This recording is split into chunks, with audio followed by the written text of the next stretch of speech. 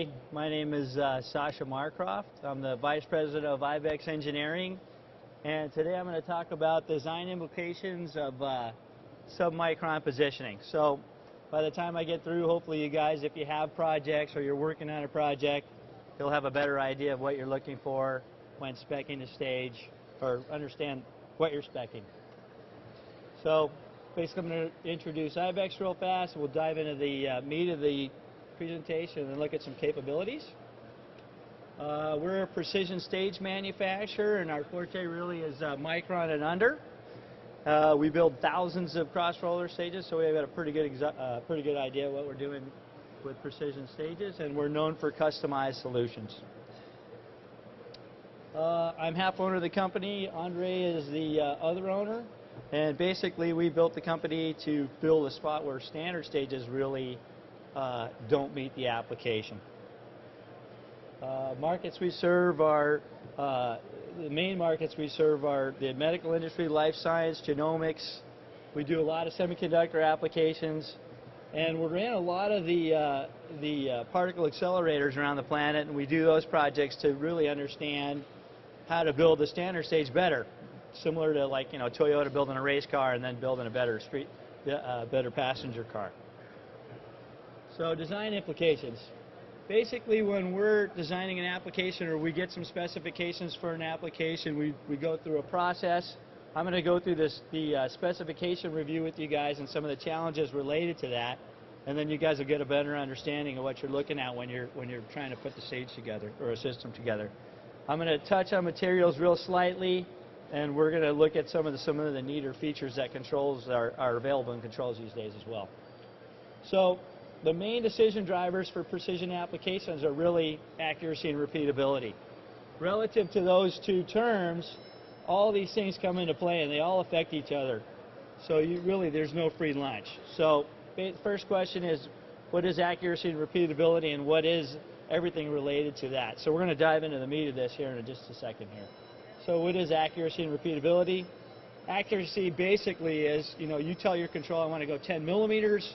You put a laser on top of the stage and see, verify whether or not your stage actually made it there in space, right? Because your control is pretty myopic. It does exactly what it says.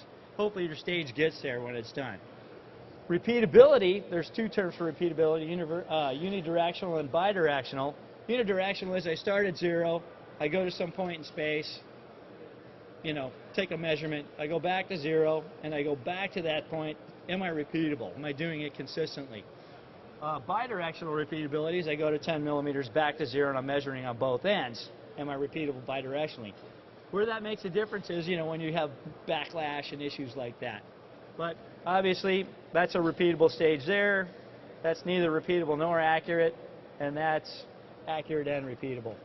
So as long as we can get pretty repeatable, you can do a lot of things with controls to make up for accuracy. We're going to go through some concepts first and then dive into some other stuff here, okay? So resolution. Some companies will actually talk to you about resolution. Resolution doesn't mean you have accuracy and repeatability. I mean, obviously on the surface, poor resolution, high resolution. The higher the resolution, the more stuff I can see, right? However, sometimes people say, hey, I got a 50,000 step stepper motor, and they put it on, a 2 millimeter screw. You do the math. Hey, I should be in a micron range. Well, not really. Just because you have the resolution doesn't actually mean you're getting there. Is the point I want to try to make. Even with an encoder, linear encoders have error as well. So just something to think about when you're speccing the stages.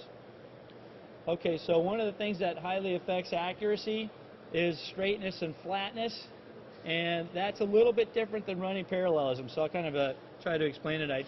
I try to create an image here to make it easier for you to see what I'm looking at.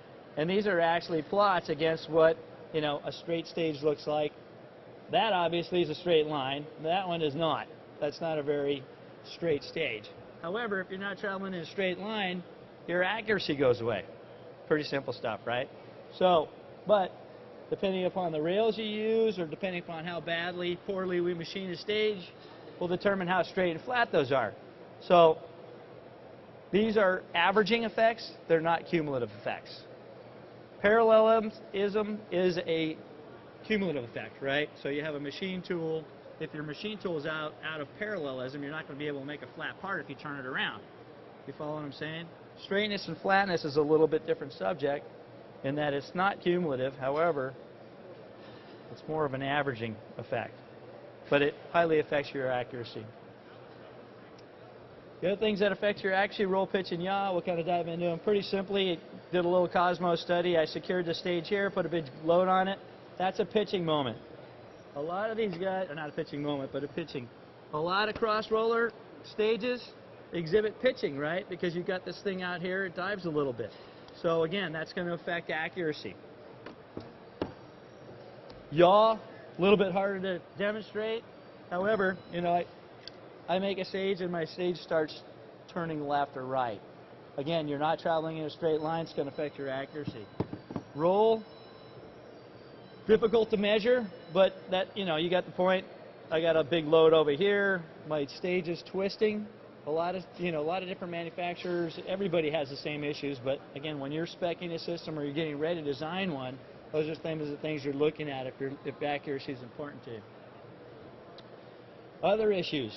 Okay, what are we mounted to? I make the straightest, flattest stage in the entire planet, and then we bolt it to an I-beam. It's going to take on the shape of the I-beam. So everything I put into the stage goes away now. Okay, so when you're considering a stage like that, you want to try to look at what you're mounted to. A lot of times you'll see high precision stages mounted to granite because you can lap granite really flat and straight, right? So another thing is, just to get your head around some things, granite actually bends.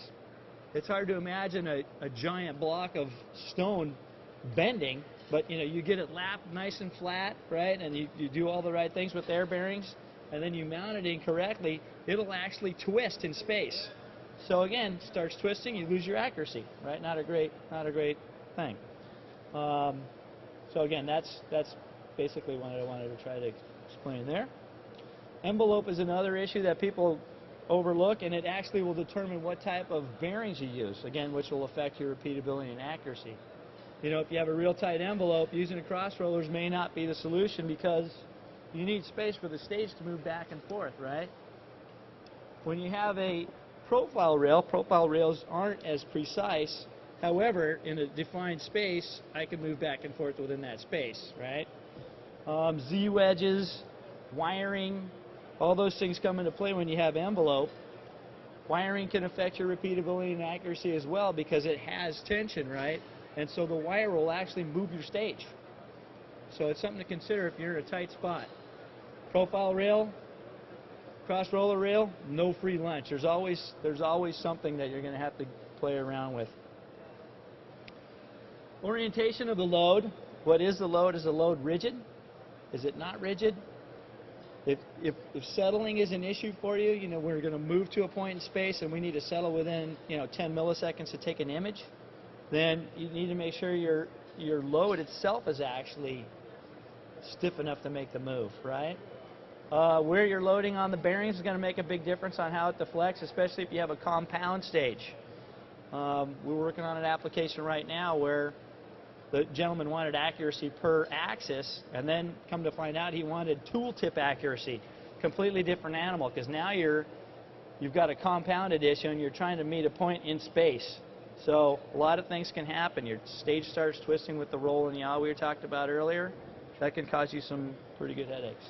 So anyway, things to consider. Abbé here I'll dive into a little bit later, but with different stage manufacturers you may hear that term, so I'll try to explain it a little bit for you guys later. Okay, so bearing types. I'll give you a quick idea of why we choose different bearings. So for the most part, bearings, you're looking for stiffness. Stiffness is really anti-compliance, right?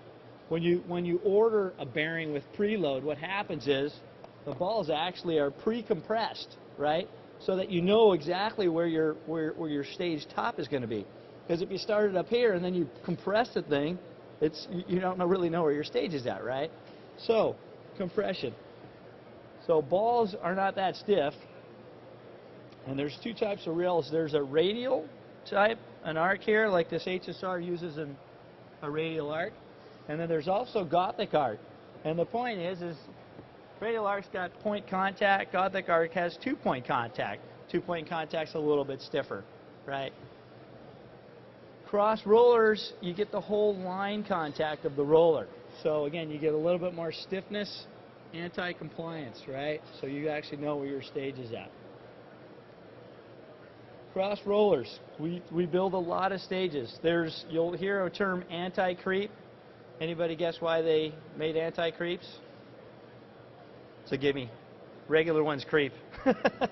And the idea is, and another consideration depending upon what your application is, the cage has mass, right?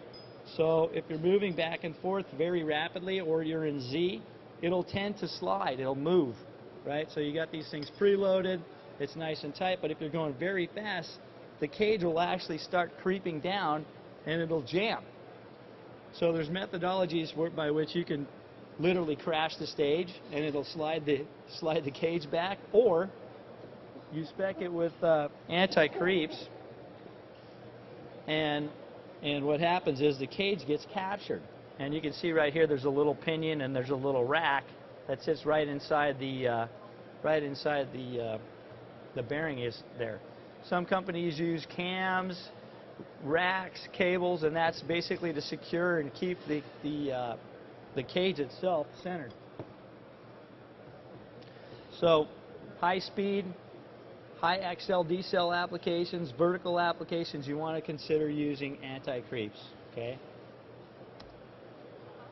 Air bearings, literally the stiffest bearing out there, and it's basically because remember we have the line contact with the cross rollers. With air bearings, you get the entire surface area underneath the air bearing itself. I mean, it's not 100%, but let's say it's 70%, which is very good. The higher the pressure, the less deformation, so they become very, very stiff. The other reason you use air bearings is because you mount it typically to something very straight and flat. So you literally eliminate any of that straightness, flatness effects that you would see with a normal bearing or, you know, some kind of a stainless steel or aluminum base. So that's for the other thing. The other thing is we're going to dive into a little bit. There's no friction, so there's no heat. Heat in precision applications is your enemy, especially with aluminum. It really responds quickly to heat change. So you get higher stiffness, less deformation, no heat. There's several ways to preload these guys, and there's several types. There's orifice, if you just to define some of the terms. Orifice basically means there's a hole, they shoot a high pressure air through there, the air escapes out of the side, and typically you want to have enough load to counteract the bearing moving up, right? Because the bearing's going to want to rise with the more pressure underneath it. Then there's a porous type, which actually this is a porous area, and it not necessarily filtered, but it unifies the pressure underneath the puck, right? Because you're going to have high and low pressures in here based on how the fluid's running through there, the air, right? So the porous one actually, you know, unifies the space underneath there. It's not perfect, but it's better than an orifice type. Okay, so regular preloading with a mass, right? So you got pressure coming up, the bearing's trying to go up, you just preload it with a mass. There's another version, almost like the race car effect, you know, where you have the wing on a race car. The faster you go, the harder the car pushes down, the ground effects. They have a little, almost like a venturi, so they're pushing air down and sucking up air at the same time, so the puck actually pulls itself down as the air's coming through here. There's a magnetic type here, which I'm not really fond of, because typically you want to use an air bearing for a frictionless application, right? So you get nice velocity control. Well, linear bearings have poles in them, right? And as you ride upon those poles, you can actually see the poles. So there's some cogging effect that you're adding to a beautifully perfect air bearing. And then obviously there's this version where you're just preloading the unit against itself. So you got a bearing here and a bearing here, and there's different ways to configure that.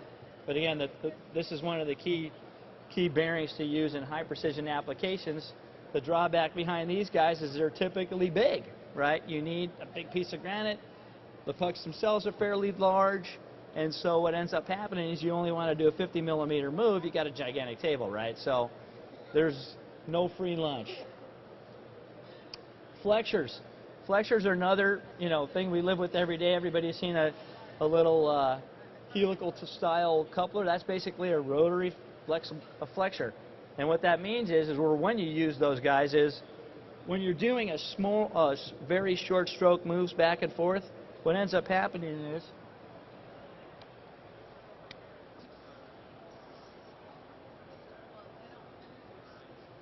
we're moving back and forth. The ball ends up pushing the grease out of the race. And then what ends up happening is you start getting micro weldments. And so you got to imagine a ball being a minimum of 2 or 3 millimeters. So that means, times 3. I need at least 9 millimeters of travel to overcome that, this grease pile, right? And so that way my bearings will last a little longer. If you can't afford to do that, what you end up doing is every 100 or so cycles, you'll start moving over the point of travel and then back.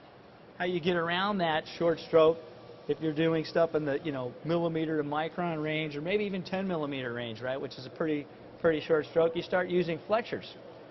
And most flexures swing in an arc. However, you can develop them so they go straight. You can see a lot of flexures are typically used with piezos. They're in the pico to 200. 200 is actually a pretty long stroke for flexures. We've done some flexures in the millimeter range, but they're not as stiff because it ends up being a spring. However, one way to overcome that short stroke is to use flexures. Here's another version. None of these are really ours. I'll show you one of ours here in a minute, but this is a nice piezo. It's a nice linear application. However, you can tell the stroke is not very, very long, right? So velocity considerations with the different systems. Screws are terrible for velocity applications because the balls, like that profile rail I was telling you about, they enter and exit the return tube, right? So if you have a very precision screw, you want to have it somewhat preloaded. So the ball goes into the race compressed and it comes out decompressed, in, out, in, out. And so what you end up seeing there is torque ripple.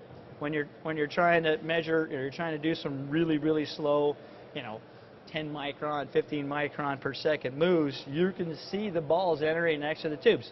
Profile rails exhibit the same thing. So this is the outer race. Obviously, the inner race is on the rail, and so you end up seeing that ball bouncing around in there. Okay, so typically you want to try to stay away from those really slow velocity type applications.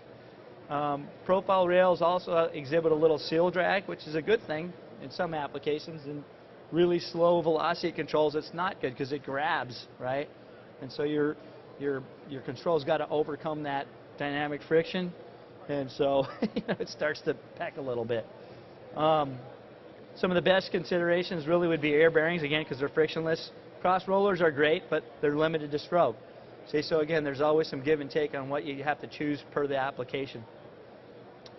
As far as servo motors go, you typically want to try to use an ironless servo motor because they don't exhibit any cogging, right? So you overcome that problem there. Piezos, there's some pretty nice piezos. You can see the ceramic strip here. However, piezos exhibit some issues on their own, but those are some of the better motor types to use. Other issues that cause you problems when you're designing a submicron stage, we're going to hit each one of these really briefly. Thermal expansion, okay, they laid the tracks when it was cold, right?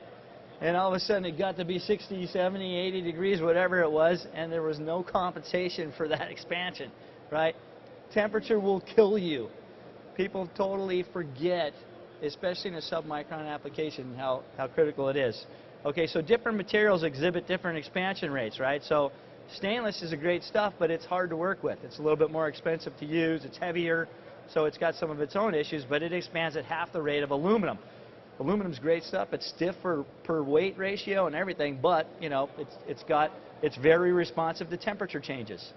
So I mean, here's an example. You got a ball screw going back and forth, right? As you're going back and forth, it's creating heat.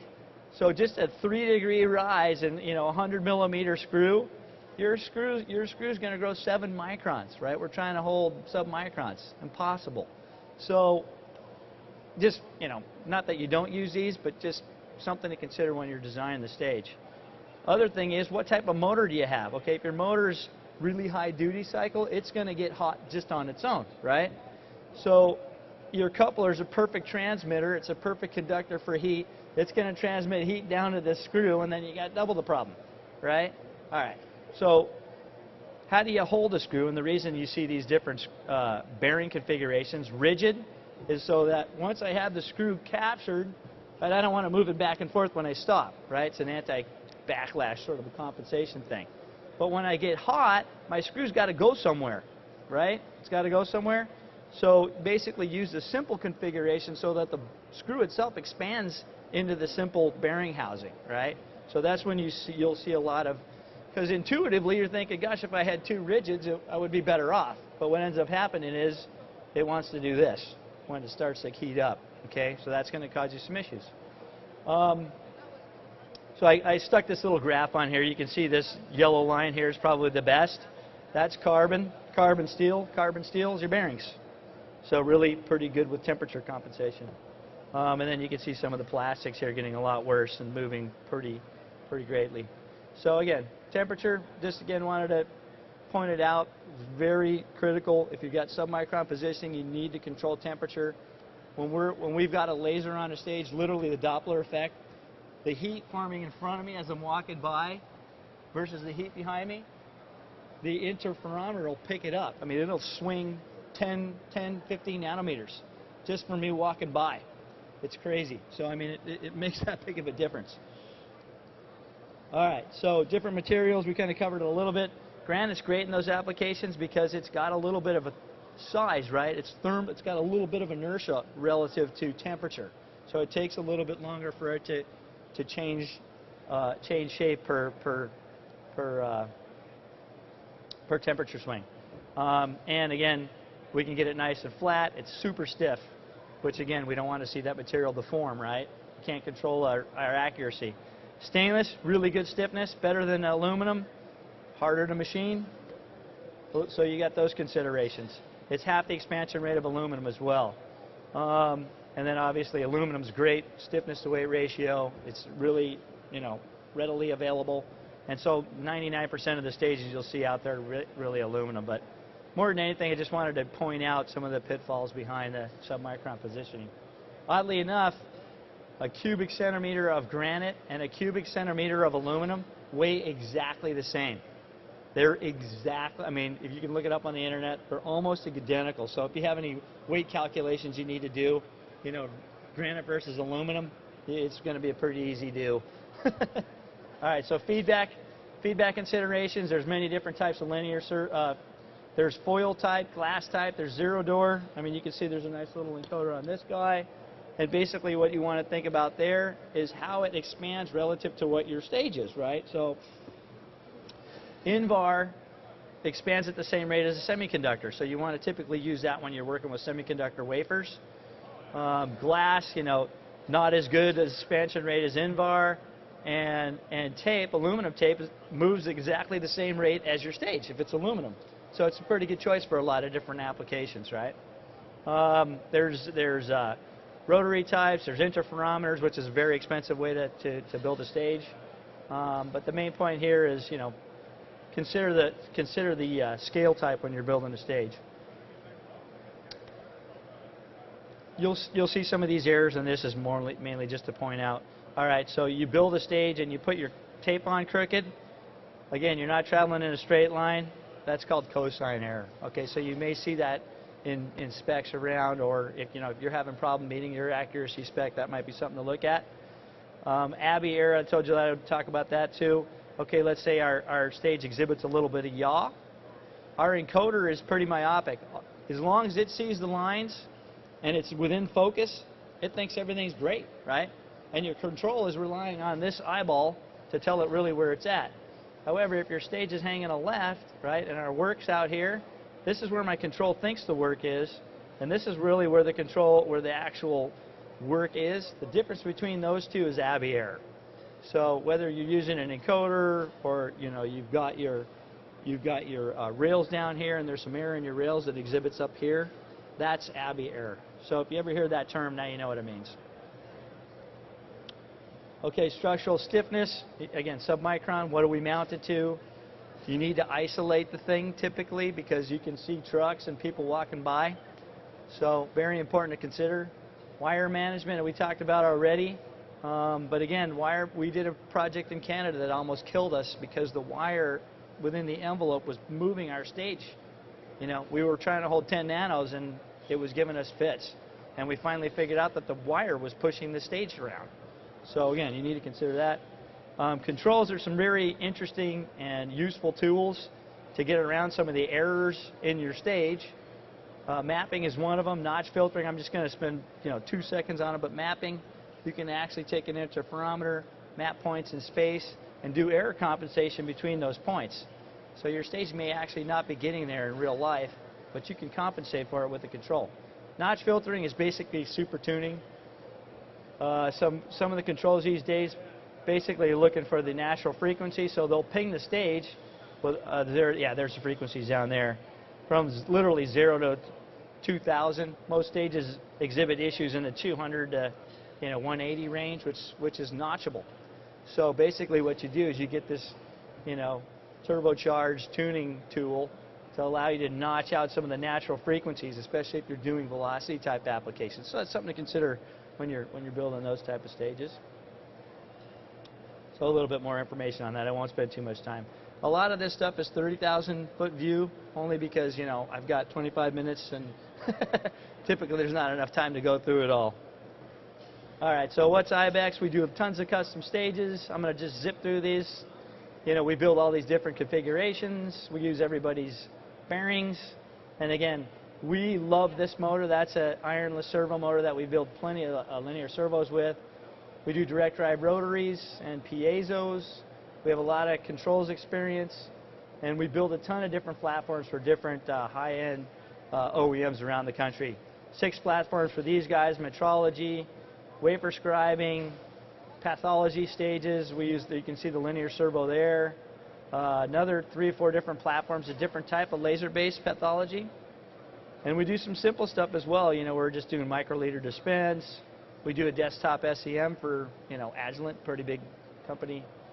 And so I'm just going to whip through here because we're running out of time. Fortune 500, you can just see the different types of stages we build, and so you have a reference of what we've been talking about. 29-footers, monster systems for Yaskawa, all the way down to this is a 3-axis stage here, and that's a quarter for hybrid microprobing. So a lot of different things, gimbals for the military, gyros, a lot of fun little applications we work on. We've just got patented on a certain feature for a hexapod. Kinematic stacks, we're ISO 9000, we're associated with a bunch of motion control guys.